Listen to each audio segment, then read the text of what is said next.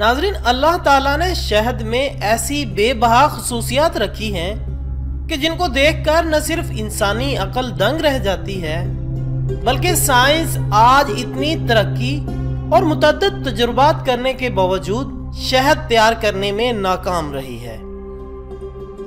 خواتین و حضرات، شہد کو نہ صرف کھانے کے بعد میٹھے کے طور پر استعمال کیا جاتا ہے بلکہ مختلف ممالک میں تو اسے مختلف قسم کی بیماریوں کے توڑ کے طور پر استعمال کیا جاتا ہے۔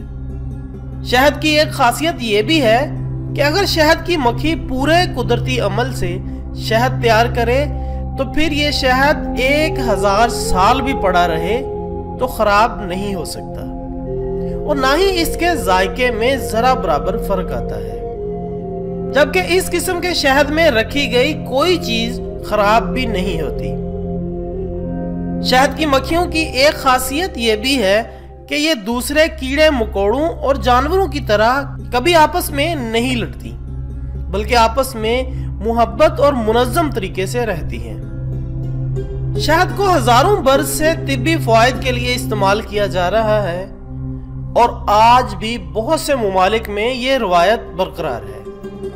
شہد کو گلے کی خراش دور کرنے، بدہضمی دور کرنے، گرمی دور کرنے کے علاوہ دیگر بیماریوں کے علاج کے لیے بھی استعمال کیا جاتا ہے۔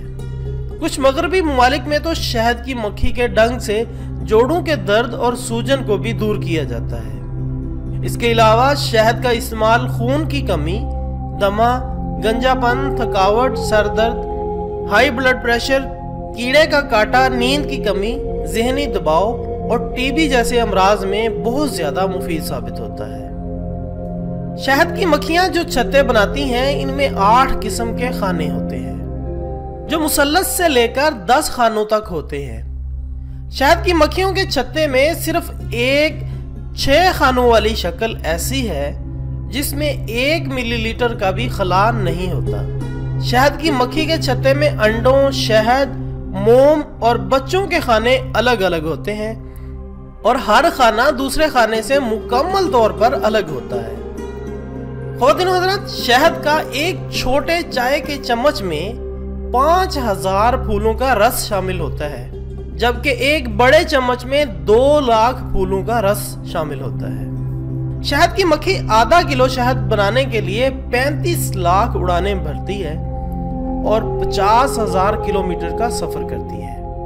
شہد کی مکھیاں عام طور پر 8 کا ہندسہ بناتے ہوئے سفر کرتی ہیں، لیکن شہد کی تیاری کے دوران یہ مختلف انداز سے سفر کرتی ہیں۔ ان میں گائیڈ مکھیاں ہوتی ہیں جو ان کو راستہ دکھاتی ہیں اور اس طرح یہ میلوں کا سفر بآسانی طے کر لیتی ہیں۔ یہ مکھیاں بہت ہی منظم انداز سے ایک معاشرے کی صورت میں رہتی ہیں اور اپنی ملکہ کے تابع ہوتی ہیں۔ شہد کی مکھی روزانہ 15,000 انڈے جبکہ ایک سیزن میں 25 لاکھ انڈے دیتی ہے۔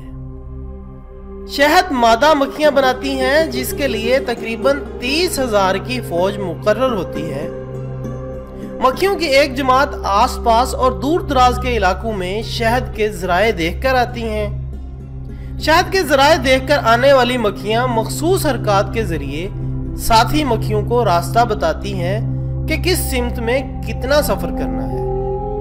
شہد کی مکھی جس راستے سے گزرتی ہے وہاں کے پھولوں کی خوشبو کو اپنی یادداشت میں محفوظ کر لیتی ہے اور اپنے پیٹ میں شہد جمع کر کے اسے یادداشت کے ٹھکانے پر پہنچا دیتی ہے۔